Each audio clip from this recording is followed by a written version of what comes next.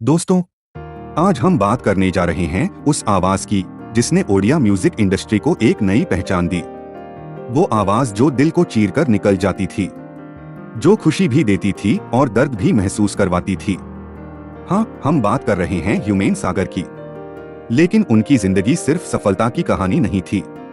इसके पीछे एक गहरी सच्चाई थी, एक ऐसी सच्चाई जिसे बहुत कम लोग जानते थे। आज हम उसी का रियल ट्रूथ आपके सामने लेकर आए हैं, बिना अफवाह, सिर्फ भरोसेमंद बातों के साथ। 25 नवंबर 1990 ओडिशा के तितलगढ़ में एक बच्चे ने जन्म लिया। एक ऐसा बच्चा जिसकी किस्मत में संगीत लिखा था। उसके पिता और दादा दोनों गाते थे, इसलिए उस घर में सुर और ताल रोज का हिस्सा थे। लेकिन उतनी ही सच बात यह भी है कि परिवार आर्थिक रूप से बहुत मजबूत नहीं था। बच्चे ने अपने सपनों को बड़ा रखा, पर रास्ता उससे भी बड़ा, उससे भी कठिन था। छोटे छोटे stage, local events, school functions, वहीं उसकी असली ट्रेनिंग शुरू हुई। फिर एक दिन आया जिसने उसकी पकड़ किस्मत पर और मजबूत कर दी। Voice of Odisha season 2। जैसे ही उसने गाना शुरू किया, पूरा मंच थम गया। उसकी आवाज में वो कशिश थी जो किसी एक गाने से आपको बांध लेती है। और उस दिन पूरे ओडिशा ने उसे पहचान लिया। यहीं से उसकी असली उड़ान शुरू हुई।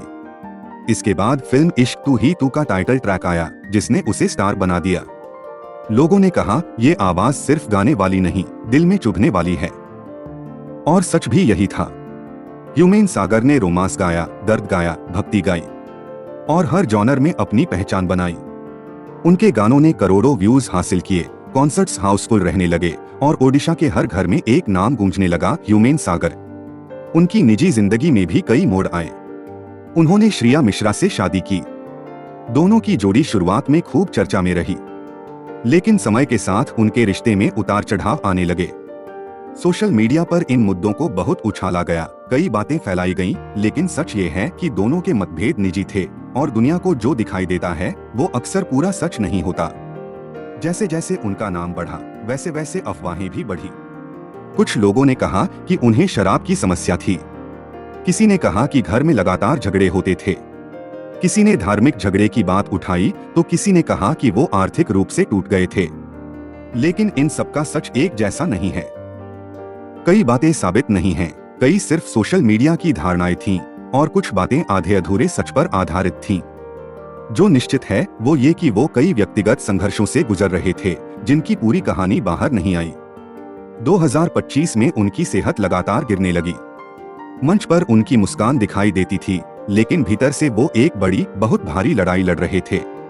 14 नवंबर 2025 को उनकी हालत अचानक बिगड़ गई और उन्हें AIIMS भुवनेश्वर में भर्ती कराया गया।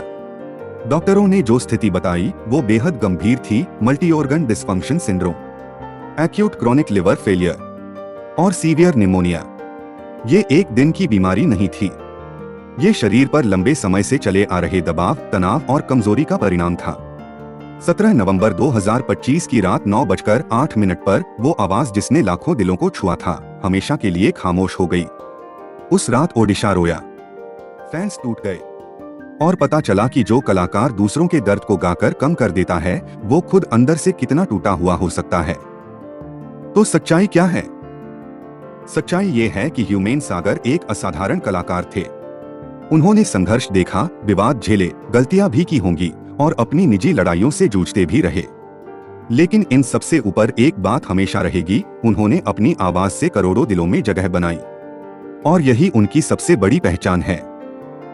ह्यूमेन सागर सिर्फ एक गायक नहीं थे, वो एक एहसास थे, एक आवाज थे और कई लोगों के लिए हमेशा रहेंगे।